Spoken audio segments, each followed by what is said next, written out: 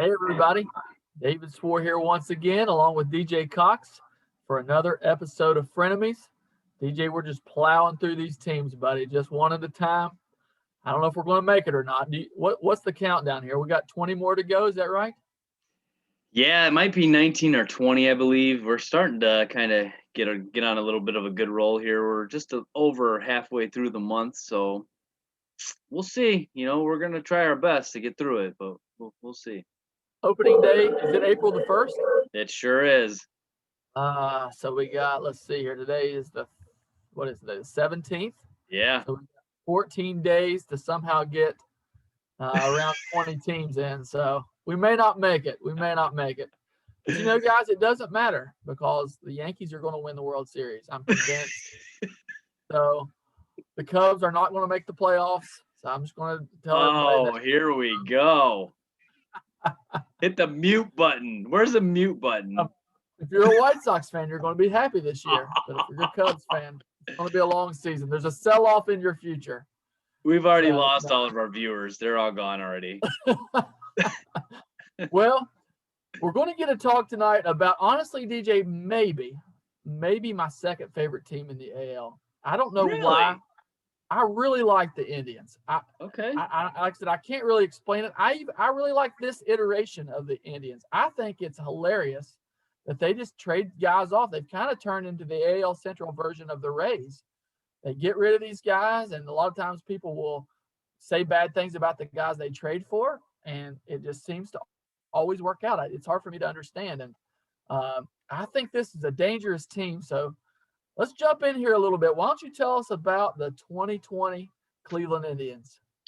Yeah, so 35-25 last year, finished in second place in the AL Central. Had a really good year. If it wasn't for the Twins just kind of rolling through there, they would have easily won that division. Lost the wild card round 2-0 to your Yankees, David. Yeah. I'm telling you, man. Yeah, see? Can you just get into that right away? Because this is a big part of their season, obviously. Here we go with a Cy Young Award winner, mows everybody down all year long, and just gets destroyed by the Yankees in game one. And to be honest with you, David, after that, you knew that it was over. Really, it really was. So what happened in that game, David? I have no explanation for it. Just to be honest, I was defeated out of the gate.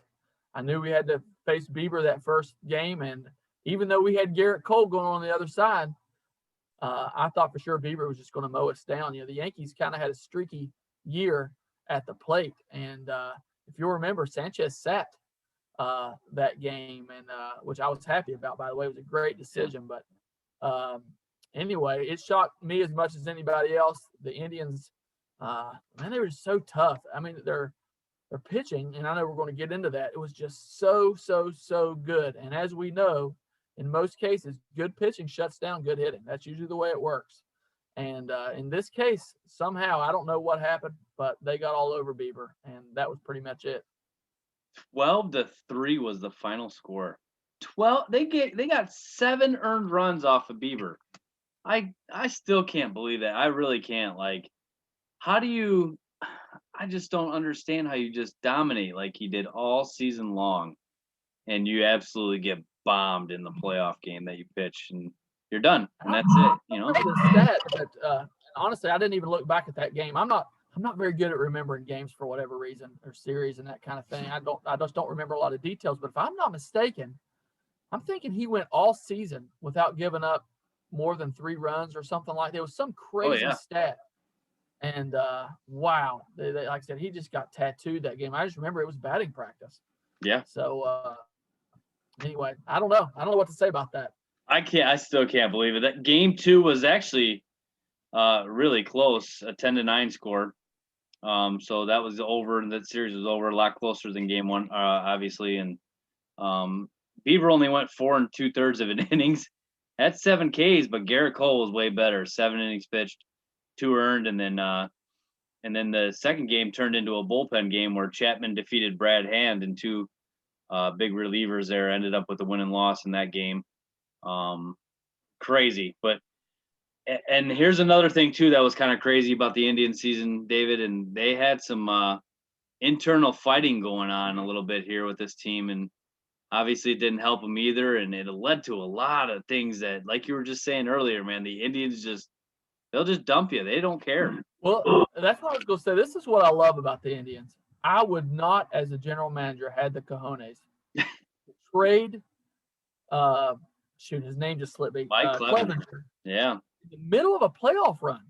We're not talking about, hey, we're out of it. Let's just whatever. Yeah. I mean, they were in like first or second place and just dumped it. You're out of here. And if you'll remember, the guys they got back, everybody thought, man, that's questionable. One of the guys was Cal Quantrill. I looked him up today. 1.84 ERA down the stretch for the Twins, DJ. Yeah. I mean, it was just like, and I think they called up at that point, maybe Tristan McKenzie. Just wore it out. And then, they sat Plesac for a while. I guess he was the least culpable of all that. I guess he kind of admitted to the wrongdoing where Clevenger lied about it. And anyway, he comes back and he's a stud. I'm telling you, man, I like the Indians. I can say it now because he's out of Boston, but I love Terry Francona. He's like one of my managers. So yeah. Unbelievable. It's been admitted. I just think he's amazing. I think he's a genius. Trevor Bauer. Look at the way he dealt with Trevor Bauer. Oh, you're going to throw the ball in center field? I don't care if you're our ace. Get out of here. You'll never pitch another inning for me. Yeah. And wow, again, this is a team that's in the playoff hunt, and they send him packing. And man, more power to him. I love it. They do not mess around, man. And I watched the MLB 30 for 30 with the Indians today just to kind of get a little bit more ready for this podcast tonight. And they interviewed Francona, David, and that poor guy, man, he's had a lot of health issues. God bless his soul, man. But he struggled last year mightily to get through that season. Was kind of up in the press box for most of the end there. And he's got some leg issues going around, so he's wheeling around on a golf cart right now in spring training. And he's just happy to be back. He obviously hates the fact that he's on the golf cart and said he never would go on the golf cart, but sometimes you just got to do what you got to do. And but man, that guy, you are so right about that. Like, this is a no nonsense team. Like, if you mess up and you're not doing it the Indians way, you are out of there, man. And I could not believe it, David, when they got rid of that. They got rid of Clevenger right in the middle of the season when they were in the thick of the things with the Twins. And you've got Bieber, who's the Cy Young Award winner, just dominating. You got Clevenger, you got Plesac, you got McKenzie. You have all these starting pitchers that are just mowing people down, and they didn't care, man. Like, they just did not care, and they blew it up and in the middle of a season and still made the playoffs, and it fell apart for them. But just what a weird season, really, for the Indians, no doubt. How dumb were the Red Sox? I love crapping on the Red Sox here for just a minute. How dumb are the Red Sox for letting Terry Francona go? You think about the personalities that he managed. I mean, think about the team that they call the Idiots, the 2014. Man, you had guys all over the map. You had Manny Ramirez who wouldn't hustle and just hot dogged all the time. You had Josh Beckett, who seemed to be a kind of a weird personality, kind of a hardcore guy. Kevin Millar, Johnny Damon. You had all these like weird personalities or just different personalities. And he somehow made it work. I just thought when they let him go, I just thought that is so dumb to let a guy like that go. It's crazy. That's a very good point, man. That team was full of a lot of different egos, John Lester included, man, because there's a lot of guys in that are hardcore. And, man, I wish we could have, to be honest with you, David, I would have loved to have seen a little bit more behind the scenes, how that team, functioned. There's a lot of egos on that team, and I wonder if there was a lot of collisions going on in the head and how Francona had to pull it all together. I'm sure he did because they won the World Series, obviously. So that guy had to do a lot of damage control, I'm sure. And he's good at it, obviously, because nobody ever heard about it from the Red Sox. But I guarantee you there was some with those guys. There's no way that they were all hunky-dory for 162 in the playoffs that entire time with all those egos in there. So to keep all that together, to do what he's done with the Indians, really, to be honest with you, man, he led them to the World Series too, and 16 when they fell a little bit short, obviously, my Cubs, but still, unbelievable what he can take his franchise like that and just he's a Hall of Fame manager. He's great. A great season in 2020 for sure. It really was. Plesac for a little while there too, David, was sent to the minors. Like, that was kind of his punishment. So he wasn't completely let go on this either. Like they did punish him and send him down for not the minors last year. It was the what do they call that thing? Yeah, he was at the alternate site last. They sent him down there, and just said, we'll bring you back when we feel like it, kind of thing. So they punished him too, and they still somehow came out smelling okay out of this. Carrasco pitched well last year, and they traded him in the offseason too. So it just completely got blown up. Their whole staff from 2020 just completely was decimated. So Jose Ramirez was an MVP candidate last year with 17 bombs, 46 ribbies, hit 292 and a 386 on base. What an awesome season from him too. You had oh yeah.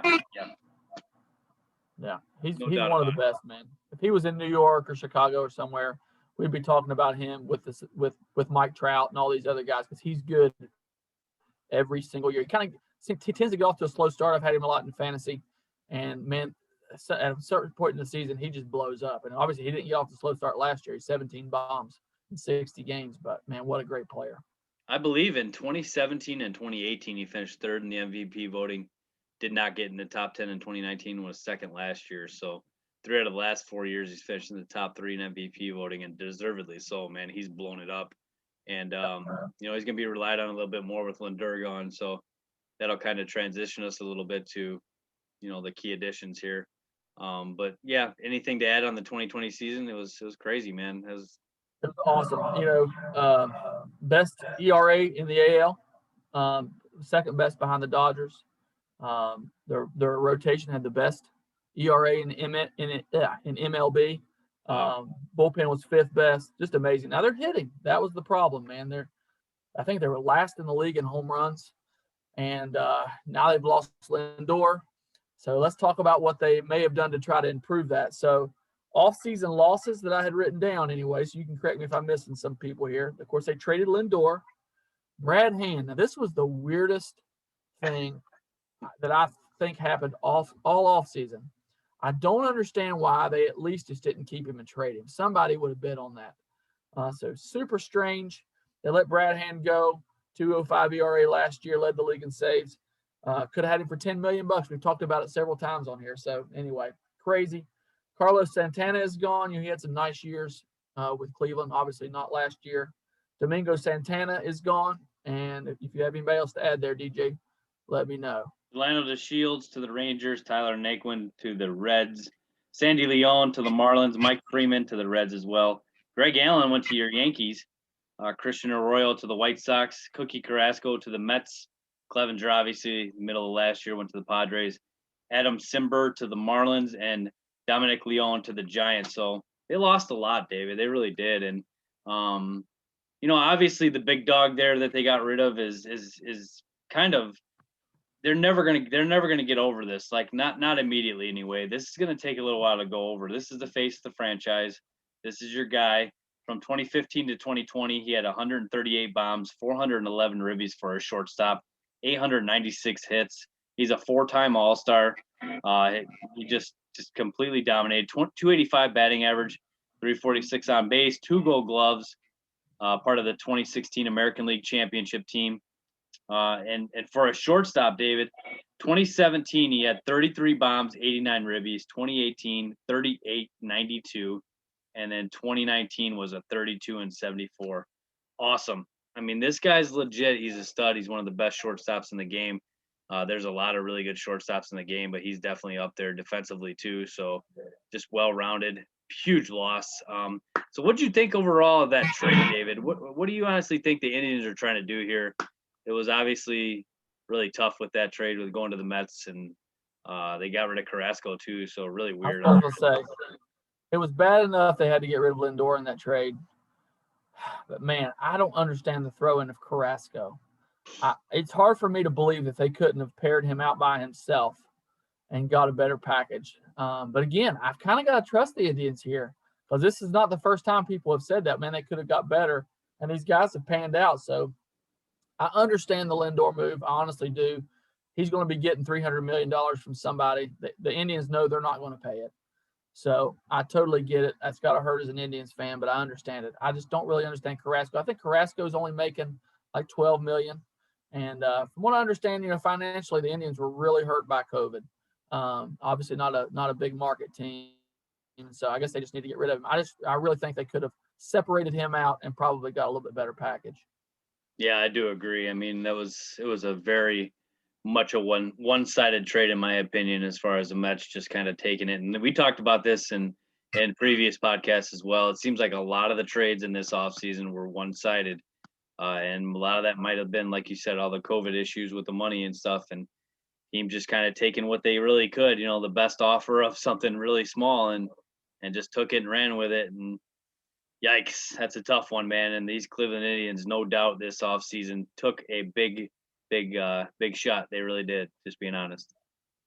With you. So let's talk a little bit about their additions, and they had a couple nice additions, to be honest with you.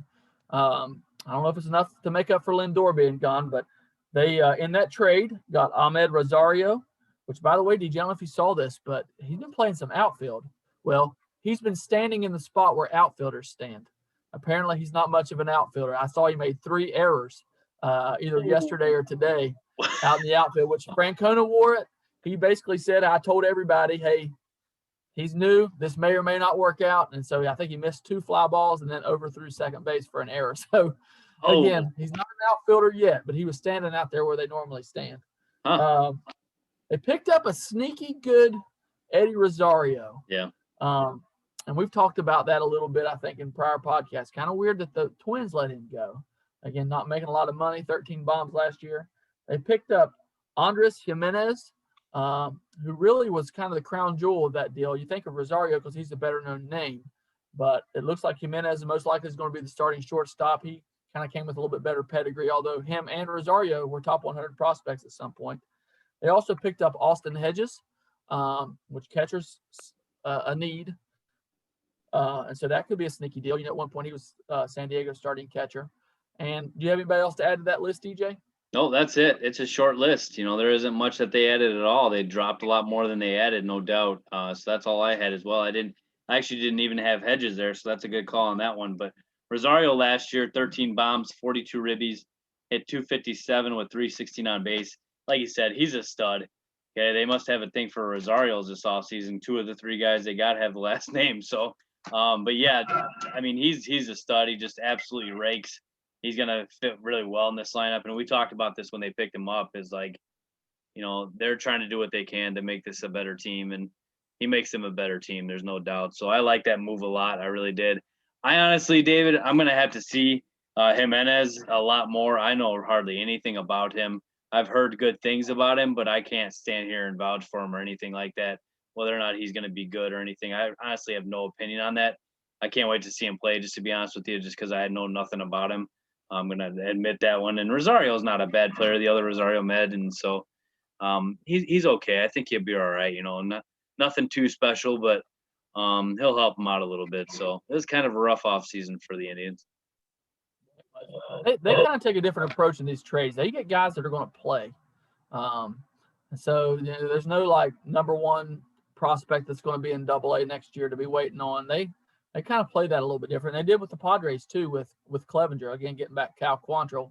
And so it's going to be interesting. So with all that being said, tell us what their lineup's going to look like this year. You got it, man. Projected lineup. 73 seasons since the Indians last won a World Series, David. And they roll out with the manager, Terry Francona. Cesar Hernandez, Gold Glover last year, 3 bombs, 20 ribbies, hit 283, 355 on base. Your number 2 hitter right now is Roberto Perez, catcher. The order of these might be a little off from what you got. I've got them kind of thrown around a little bit here, mumbled jumbled. So some of these guys may be in a little bit different spots batting wise. 1 bomb last year, 5 ribbies, hit 165, 264 on base. So he had a rough year at the plate, but he's a very good framer, David. Watched a lot of video on his framing, and he's very good at just the minimal movements to get the pitchers the calls. Some of these catchers try to yank it a little bit too much, and the umpires don't fall for it, but he's a very good framer. His offense, he showed up in the postseason a lot, but he's got to step up the offensive game, no doubt. Jose Ramirez, your third baseman, 17 bombs, 46, 292, 386. Eddie Rosario in left field, 13 bombs, 42 ribbies, 257, 316 with the Twins last year. The Franmol, what a cool name. The Animal Franimal. Reyes is your DH, 9 bombs, 34 ribbies, 275, 344 on base. Jake Bowers is your first baseman, did not play in 2020. Andres Jimenez is at shortstop, 3 bombs, 12 RBI, 263 and 333 on base with the Mets. Oscar Mercado, the center fielder, 1 bomb, 6 ribbies, 128, 174 on base. And Josh Naylor is your right fielder, no bombs, 2 ribbies, 230, 277. So you kind of see at the end of the lineup there, it gets a little raw. Just some guys that are trying to get some full-time experience here and see what they can do kind of guys. On the bench, you got Ahmed Rosario, Bradley Zimmer, Austin Hedges, who you mentioned, a good pickup, Josh Naylor, Daniel Johnson, and Bobby Bradley. So what do you think, David, of the overall lineup? Well, I probably like it more than most, and maybe I'm seeing with Indians colored glasses on. They did not address the power issue, so that's a problem. Rosario is going to help with that. Franmil getting turned around last year, that's going to help with that. But they're going to need Oscar Mercado to come back.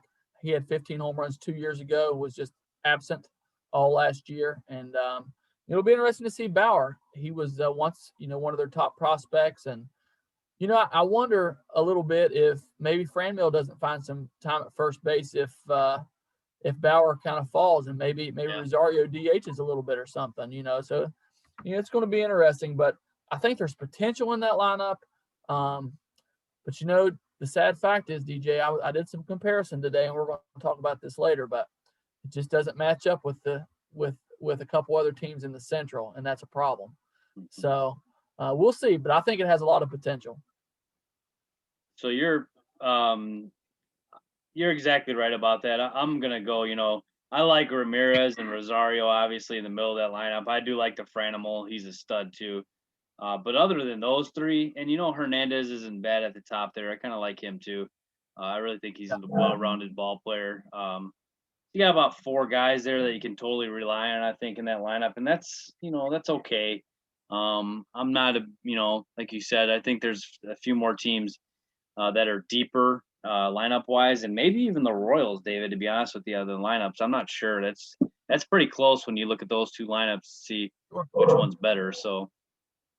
Yeah, it's going to make that division real interesting. So here's what Cleveland does have. Let's talk a little bit about their pitching, that rotation, and a little bit about that bullpen.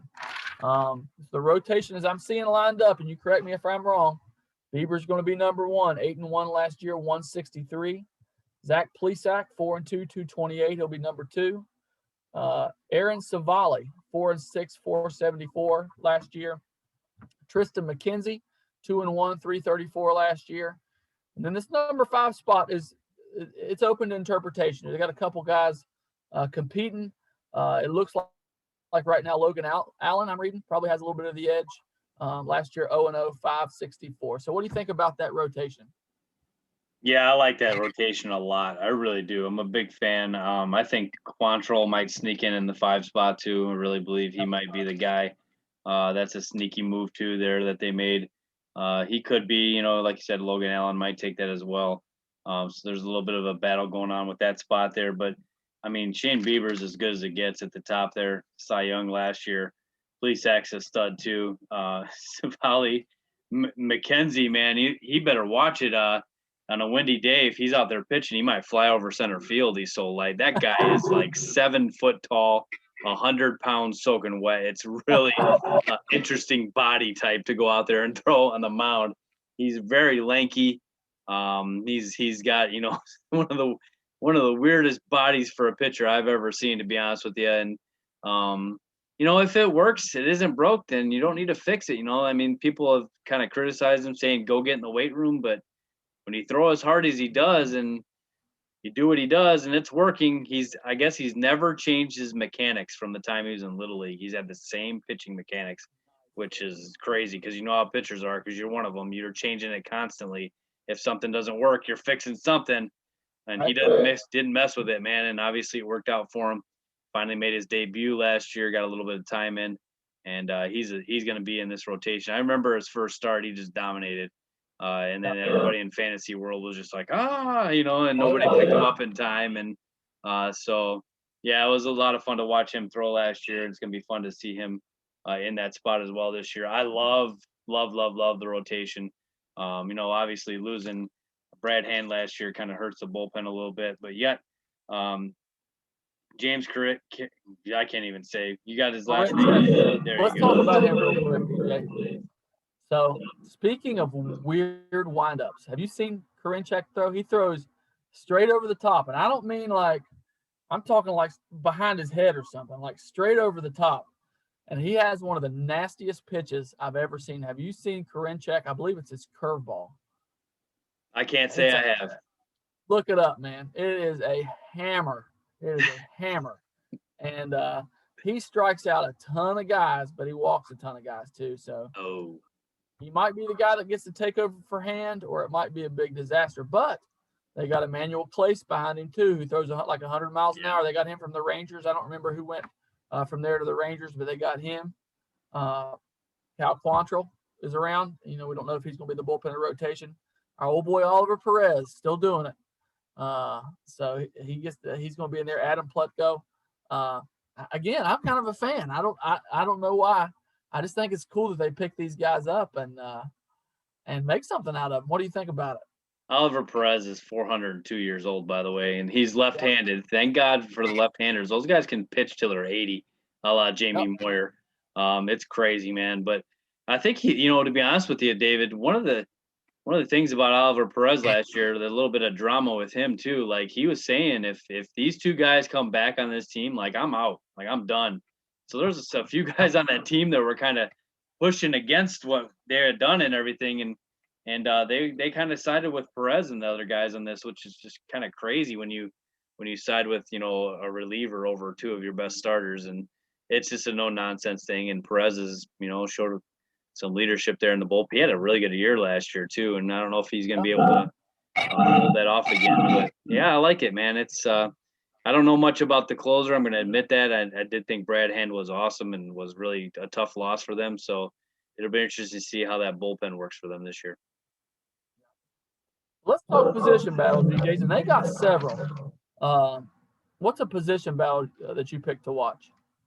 Well, to be honest with you, man, Ahmed Rosario and Jimenez are kind of the two guys that came over together, and now they're possibly battling for a starting spot. It's kind of weird, David, when you trade and you've got two guys that play the same spot. They both play short, and they could battle it out to see who's gonna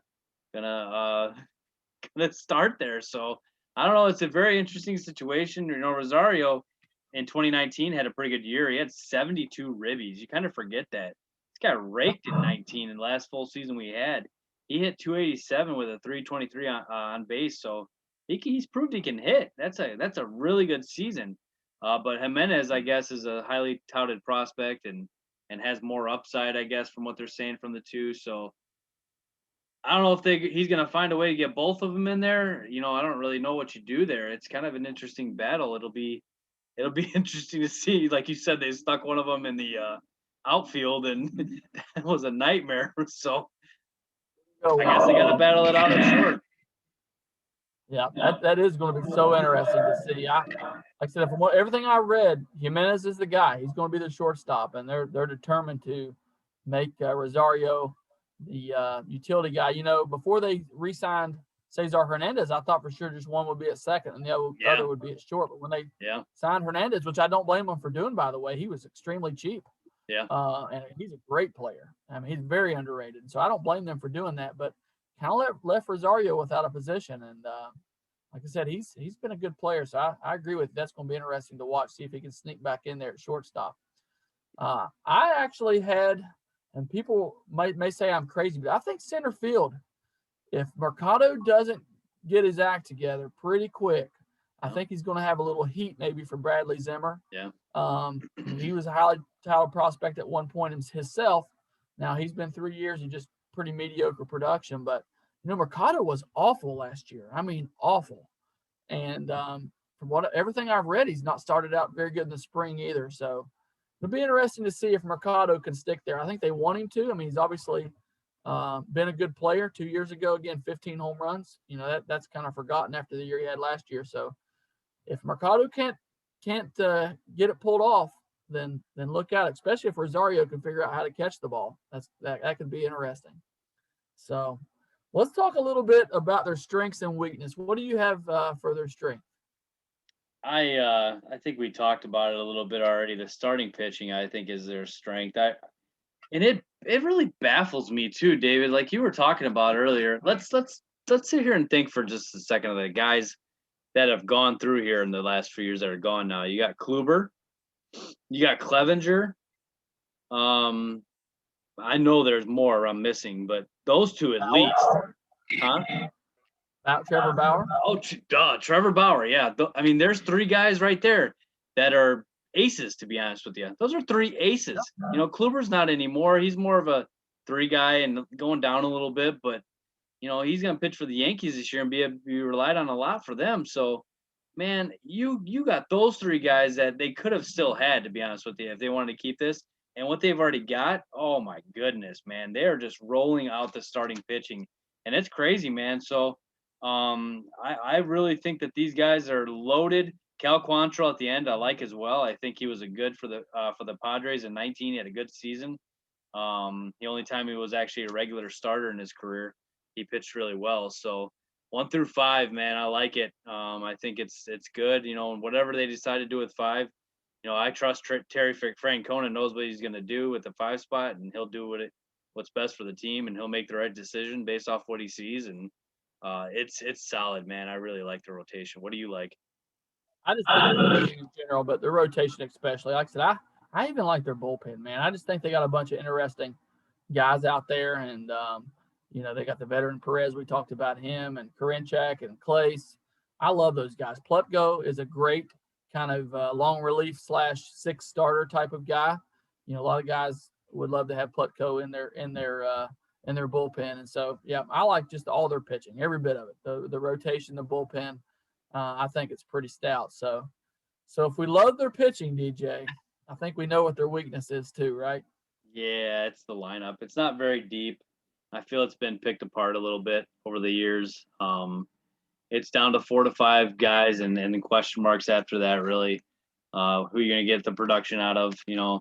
Perez, Bowers, Jimenez, Mercado, and Naylor are all question marks. And that's a lot of your starters. So we'll see. I don't know if it's enough to make a playoff team out of that offensive lineup. A lot of people are projecting them, from what I've seen, to finish second in this division. I think a lot of people still believe in them. Almost every projection I've seen, to be honest with you, has them second. And I don't know. We'll see what pans out here. But that lineup scares me a little bit. I'm not as big of a fan of that lineup as some people are, but it's yet to be determined, and they're definitely giving some guys a shot this year. So what do you think? Yeah, it's definitely the lineup. And again, talking about that division, it just doesn't match up with the two teams that I'm going to have above them. Let's put it that way. And that's the reason why, because their pitching can match up with about anybody. But it's just not deep. You think about the White Sox, man. The White Sox are just, loaded in that lineup. We've talked about it. And then the Twins, even the Twins, I hated they let Rosario go, but man, just top to bottom, they're just better with Sano and Donaldson and Nelson Cruz and Buxton. And, just like I said, you go down their lineup, I just think they're better. But we'll see. I mean, I'm telling you, man, I'm like you. I trust in Terry Francona. And he can, if anybody can make this work, he can make it work. So we'll see. We'll see. It's going to be interesting. Like I said, I'm kind of pulling for the Indians. I'd like to see them win some games, as long as they don't beat the White Sox. We need the White Sox to win. So let's talk about their farm system. So I looked them up today, and you see their ranking. They're ranked 12th, but almost all of their top prospects, DJ, they're down the road somewhere. So what's a prospect that we should be watching out for with them?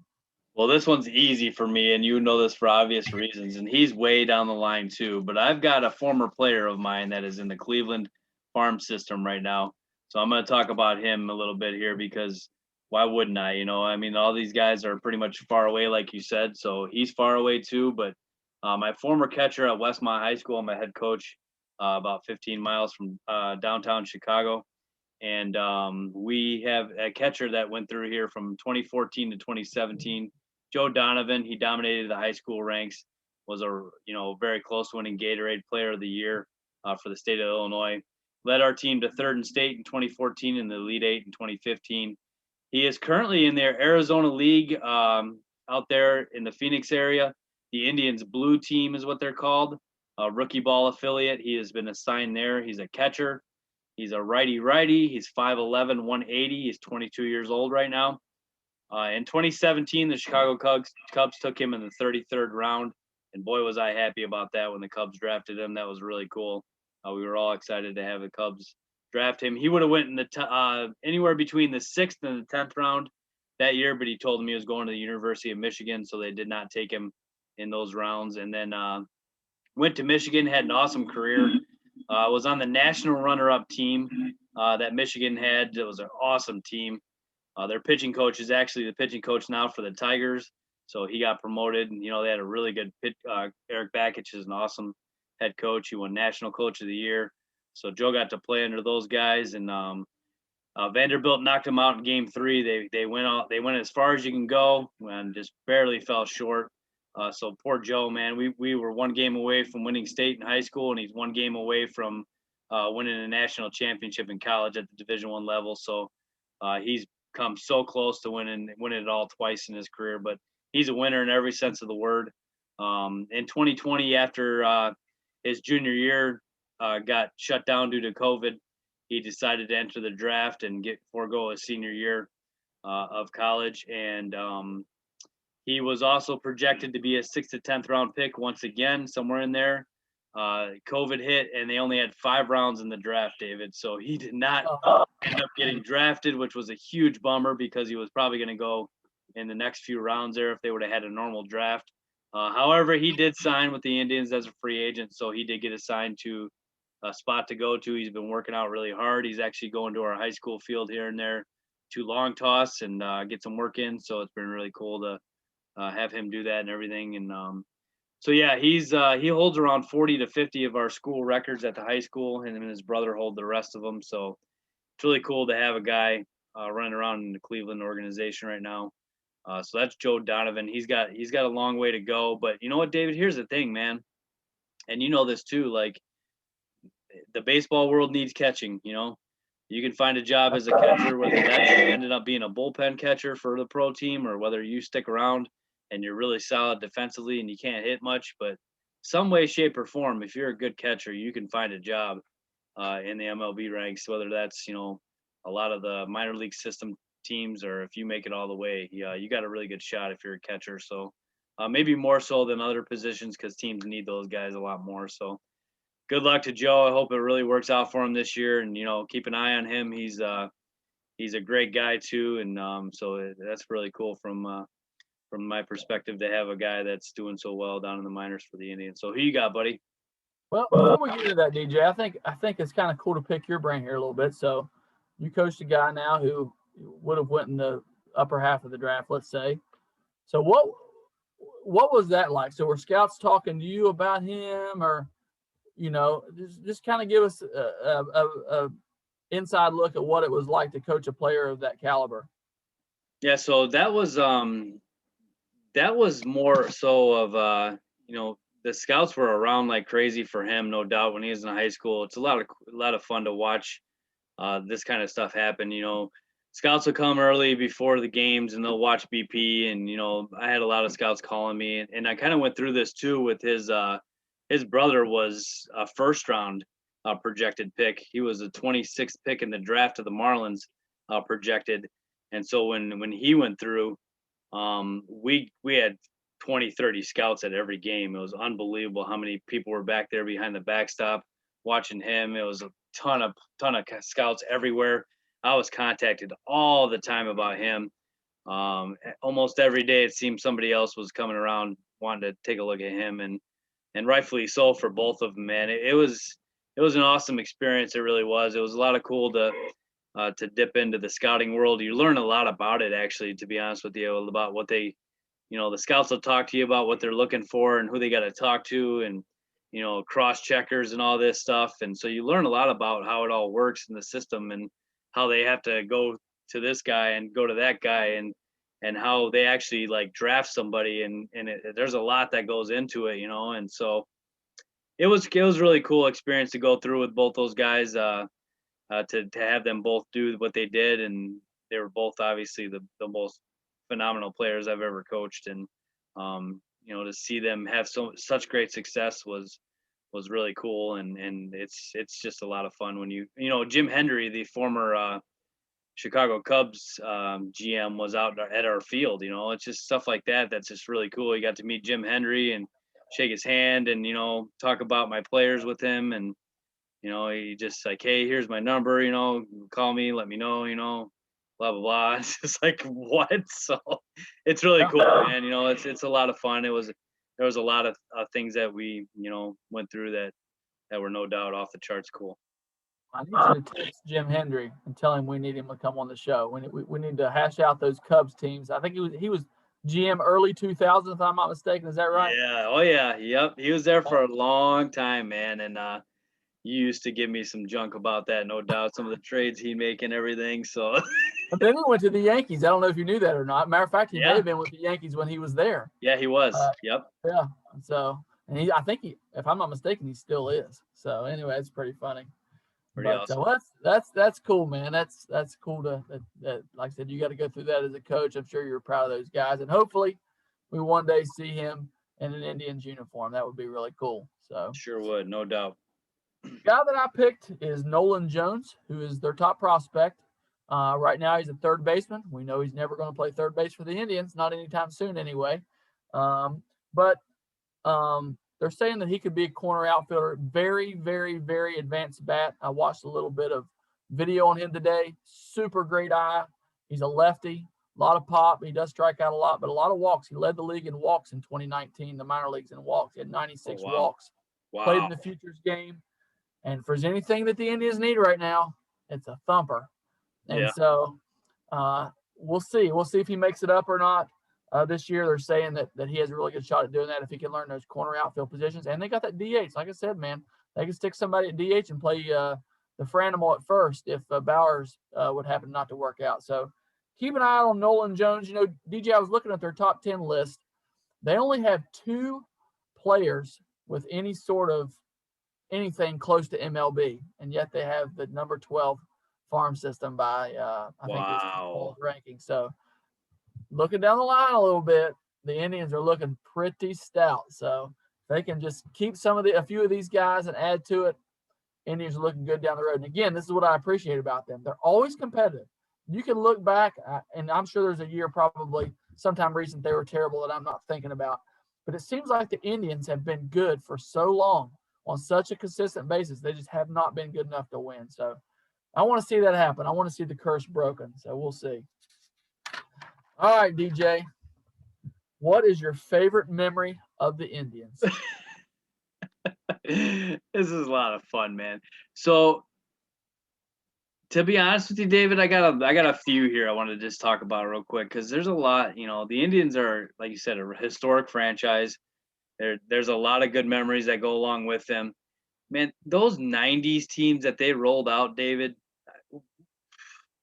I'm just beyond baffled how they didn't win a World Series somewhere along the line there. Even in 97 when the Florida Marlins just come out of nowhere and win the World Series and then blow up the whole team, and Cleveland in 95 and 97, and some of those teams were just so loaded with talent, so good, man, and never won the World Series. Won a few pennants there, but just a lot of good memories from those teams. And my number one memory I just can't get away from. It's kind of they're stuck with it is because they played the Cubs in the World Series in 16. They're attached to them. They took the Cubs to 7 games in one of the greatest World Series of all time, really, to be honest with you. For me, it was the greatest World Series of all time. But the attachment that the Indians will forever have to that, is very special for me. And what a fight they put up in Game 7 and the whole series, really, to be honest with you. The Indians went up 3-0 in that series. People forget that. And the Cubs came just roaring back, obviously. And I was like, it's over. I was about to cry. And here they come storming back and win the whole stinking thing. So unbelievable. Wait a minute. I've got to know, DJ, when the Cubs won, did you actually cry? We just need to know in front of God and everyone, did you actually cry? So in front of God and everyone, I did not. Like, I absolutely went berserk, though. Like, I can only imagine. Yeah, to go through that. And the cool thing about it too was my dad was right there with me, and my dad's the one who made me a Cubs fan. And I was just there with my family. And it was, I don't know, man. It wasn't like I could see myself eventually, like the roller coaster of it all after the days after it happened. It was up and down. It was up and down. Like, just, the feelings were crazy. And I never did cry, to be honest with you, but I just went absolutely berserk when they did it. I don't know how I didn't like destroy my basement in that series because of all the things that were happening. And it was a lot of fun. And it was something I'll definitely never forget. And honorable mention, David, the greatest movie of all time is Major League. I love, you see my background here. That's my favorite movie of all time. I think The Sandlot is up there, right there with it too. And but it's all around the Cleveland Indians and Bob Uecker, and that's a memory too. And whether it's fictional, obviously, because none of those guys actually obviously played with the Indians, but just when you think Indians, you think Major League. That's a movie that connects the two. And it's really up there too as far as memories go. The second movie is really good too, and I think after that they kind of were just, But I loved the catcher Rube, who couldn't throw it back to the pitcher, and Charlie Sheen was just a character in himself, and Joe Boo couldn't hit the curveball, and just an awesome movie. And I loved it, and that's my Indians memories. There's a lot of them that go with this. So what do you got, David? I thought I was going to open the back door on you, and I was going to throw out Willie Mays Hayes, Joe Boo, Yes, and Ricky Vaughn. Yeah, man, I thought you were going to somehow gloss over that, and as soon as I saw Ricky Vaughn, I knew I was screwed. So I too will go back to those '90s teams, and I just went back to '95, which wasn't even their best team. They did win 100 games that year and won the division. But here's some of the guys on that team, DJ: Omar Vizquel, Hall of Famer Jim Thome, Kenny Lofton, super underrated. Yep. Manny Ramirez should be in the Hall of Fame. Eddie Murray, Hall of Famer. Denny Martinez, and again, Denny Martinez. Look at his career. Sometime that'll surprise you. I think he won 240 games, if I'm not mistaken. Oral Hershiser, the Bulldog, one of my favorite all-time pitchers. Man, I've always loved Oral Hershiser, and he's a good announcer.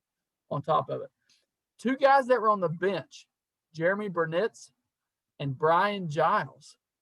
Those guys were on the bench for that team, man. What an awesome team. Jose Mesa was their closer that year in '95. He was lights out, ERA under 1.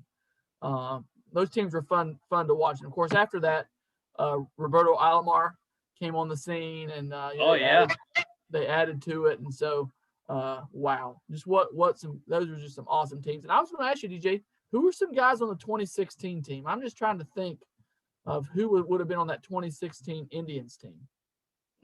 I will pull this up here. So the Cleveland Indians in 2016, you got Jason Kipnis, who was a second baseman, was a big part of that team. Lindor was on that team.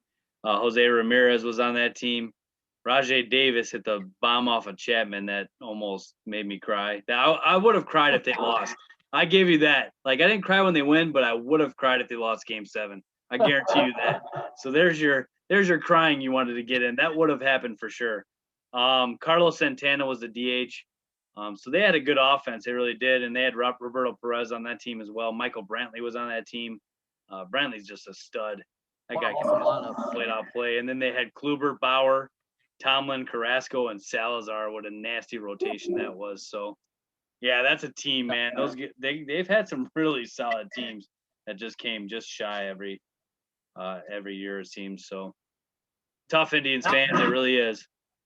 This isn't necessarily a memory, but I'll throw this out there, and I've said this before. I love Bob Feller.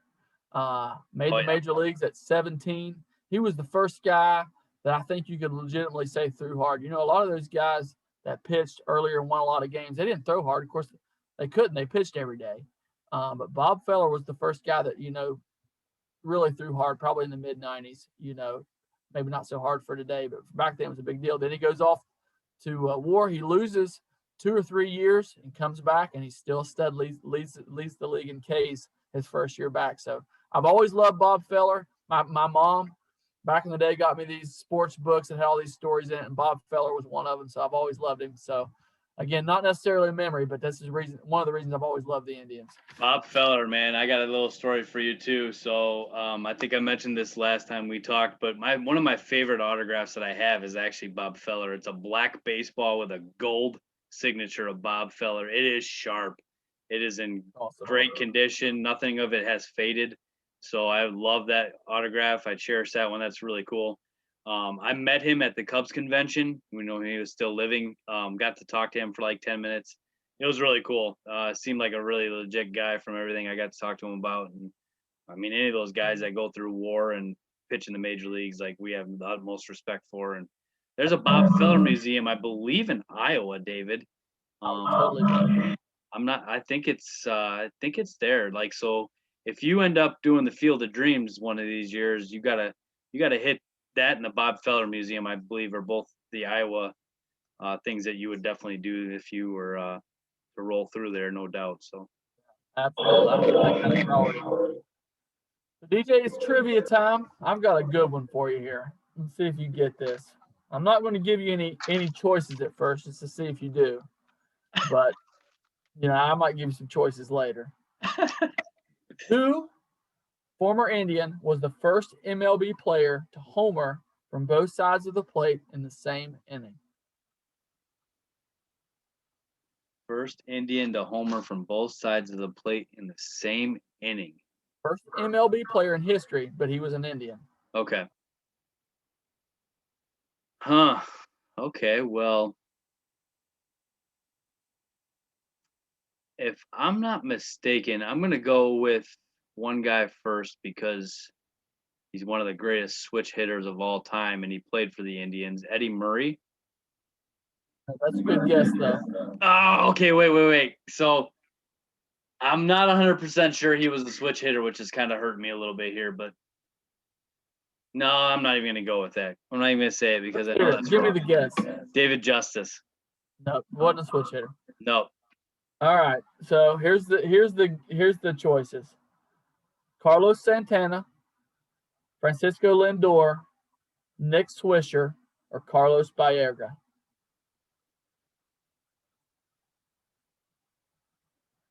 Let me go Swisher. Baerga. Carlos Baerga. Oh. Yep. It happened in 1993 off of my Yankees. It's so funny because I actually remember this for some reason, and the pitchers that were involved I sort of remember. Steve Howe and Steve Farr were the pitchers. Those were like the Yankees' two best relievers that year, no joke. And anyway, homered from each side of the plate in the same inning. Wow. That's ridiculous, man. That's like almost unheard of to hit 2 home runs in the same inning, let alone from different sides of the plate. That's awesome. Very cool. Crazy. Carlos Baerga was underrated, man. He had some great years there in the early 90s until Alomar showed up. Yep, that's very true. He was a really good ball player, no doubt. All right, so mine is tricky. But I'm going to give you a backup one because there's no way you're going to get this one. Okay, if it involves anything before 1985, I'm probably not getting it. Who is the Indians' all-time leader in RBI? Okay. That is incorrect. It is Earl Averill. Never heard of him. I knew you were going to say that. This is why I got this brought up here. Never heard of him. David, he's a Hall of Famer. He's in that 0.123987% of all major leaguers who are in the Hall of Fame. And you've never heard of him, David? Have you ever heard of him before you read that? Heck no. He probably played in 1895. Indians, I think, were one of the first franchises. He was 5'9", 172 pounds, and he led the all-time RBI. He had 1,084 career RBIs in the Indian from 1929 to 1939. I just think that's crazy that some of these records that are held, man, and this is a storied franchise. Like, he's the all-time leader in RBI, and neither of us could even, like, I don't even know if I'm pronouncing his name right. Averill? Averill. Averill. That's what I'm going to pronounce it. I don't even know who this guy is.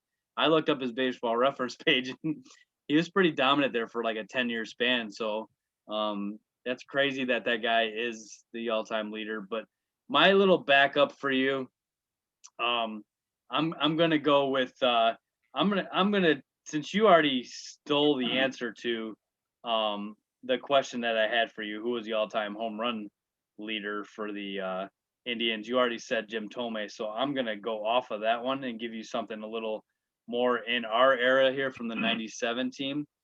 Okay, so this is the '97 team we did not look up here that had Tony Fernandez at second base. Went a little different from the '95 team in just a few little different ways there. But I want to know, on that team there were two guys. No, I'm sorry. There were three guys on this team, David. The '97 team. And I'll give you a hint. Don't say Manny Ramirez. There were three guys on this team that had more than 100 RBI on the '97 team. Name them. Jim Thome. One, you got it. I'm thinking who was on that team and where they would have played.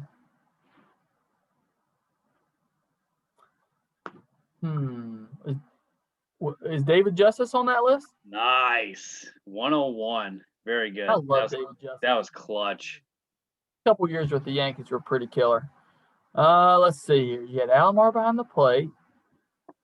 Yes, you did. 83 ribby from him. That's crazy, too. He batted 324 that year, too. Holy cow. I think he would have played third for them. Would have been a loss, then. It is the third baseman. It is the third baseman.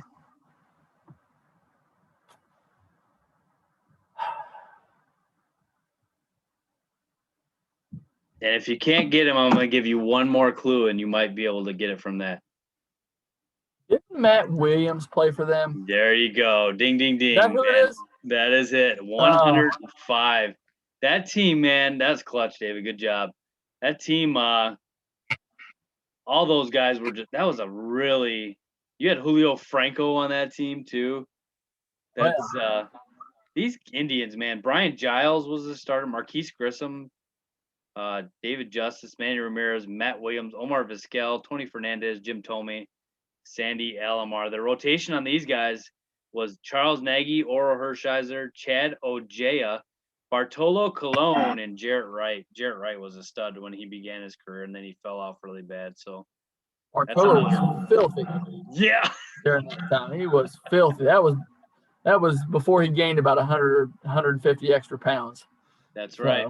Remember, he was a gas thrower. Of course, he was probably on roids. Oh yeah, that might explain it. So, very interesting. So DJ Jacobs Field, it's not Progressive Field. It's Jacobs Field, daggone it. Yep. We're going there this year. This was kind of like one of the first new style ballparks. I cannot wait. Do you have any information on Jacobs Field? Unless this stupid virus ruins it for us this year, Jacobs Field with our families on Labor Day is going to happen. I'm a big fan. Like, that place rocked. I can't remember for how many years in a row, David, the fans sold that place out, and then it finally stopped a few years ago. That place was consecutively sold out for I don't know how many years in a row. You couldn't get a ticket. So I don't know how we would have even managed to get one. Probably, somebody just selling their ticket away for that game or whatever. But trying to get all the tickets that we need for our families can be a little tricky, especially if they spread us all out and everything. But I can't imagine how hard it was to get tickets back, especially in those 90s. That place rocked. The fans are awesome. The Indians fans have always treated them really well throughout those 90s years and into the 2000s. And so I'm a big fan. Everything about it looks beautiful. It looks like it's going to be a lot of fun to do. There's a lot of historic guys that have played for the Indians over the years, so I'm looking forward to the historic part of it as well. I don't really know too much about it, to be honest with you. Cleveland's not very far from me. It's going to be a nice little short 7-8 hour trip, I believe. So it won't be too bad, and I'll be there. So I'm excited about it. It's one of the closer ones to me that I haven't been to. So big fan of it. It looks beautiful. I think we'll have a lot of fun. What do you think? I totally agree. I will say this. If I get attacked by midges, just like old Jabba Chamberlain did back in the day, I'm out. I'm still haunted by that, seeing those flying in his mouth and his ears and all that. And they should have stopped the game. Yankees would have won that game, and it basically ruined Jabba's career. So if I get attacked by midges, I'm out. I'll just say that. And by the way, I heard that was an option for their new name, was the midges. How weird would that be? But we'll have to talk about that later. I'm sure they're going to have a new name by mid-season or so. So that's going to be interesting. See how that pans out. Yeah, that's going to be weird. Very weird. So DJ, final thoughts. Where are the Indians going to finish? Yeah. So David, this pains me a little bit to say this, but I got them third. I got them third in the division, just ahead of the Royals. I'm not going to tell you where I got the other two teams. Not going to spoil that. We've done the Royals and the Tigers, so I got the Royals fourth, the Tigers fifth. I got the Indians third, so I'm just not sold on this lineup. I'm really not. I think that Lindor loss was huge. I just don't think they can overcome all the minuses they got this year without the pluses that they added in the offseason. Got them in third. Everything I see says second. I don't feel it. I feel third. What do you feel? 100% agree. I've already mentioned the two teams I think are going to be ahead of them. I won't tell you who's where, but the problem is these other teams have good rotations too. So like the little, they got to be third place with the hitters. I mean, obviously, they got, like you said, the Royals might have a better lineup than they do. But the pitching, man, the Twins got good pitching too. Yeah. And so do the White Sox. And so I'm with you. It pains me to say it, but I think they'll be third as well. But don't be surprised when the Fighting Franconas sneak their way into that wild card spot. So don't be surprised. It could totally happen. But I'm with you. If I had to bet on it, they're going to be in third place this year. So no playoffs either. They won't get 3 out of that division, so I do not have them making the playoffs either. But it's a good team. They really could sneak in there and do it. They really could. I mean, this is not a team that we feel has no shot whatsoever. I mean, if they made the playoffs, I would not be surprised one bit. So they got a shot. This is a team that's on the borderline, I believe, of making the playoffs and could very well do it. So Indians fans, you got something to look forward to, and maybe in the future they can start building off of this a little bit and take it to the next level. So we'll see. I'm with you. All right, DJ, do you have anything to add? I'm all good, buddy. I'm looking forward to Labor Day. Me and you can go get Jacobs Field knocked out. It's going to be a lot of fun. I'm looking forward to that mightily, to go watch the Indians play for the first time and at their field. So it's going to be a lot of fun. I totally agree, man. I'm looking forward to it. Well, I guess that'll wrap it up for today's show. Next week, what's our next move, DJ? Man, we got the Cubs coming up Monday night. I got to get that one in for sure. We got to get some of these teams that are, real close to our heart in before the season starts, so we can kind of prove that we know what we're talking about before the games actually get going here. If there's a few that we got struggling into the season there. So that for sure is going to happen Monday night. We've got Steven Shelton lined up with the Braves coming up. We got Casey Davis, the Orioles. So we got a lot of fun shows coming up. We got a lot of teammates going to be on here. A lot of guests in our last podcast, to be honest with you. Brian Howard will be at the Dodgers again. So these next teams that we got coming up here, we will have a lot of people with us, and it's going to be a lot of fun to, catch up with some of the guys that we haven't done yet and some returners on this. So it's going to be a lot of fun, David, no doubt. I'm looking forward to it. Well, as always, like, subscribe, share, whatever your fancy is, please do that to help us out. We appreciate it. And we'll see you next time. Sounds good. Good night, everybody.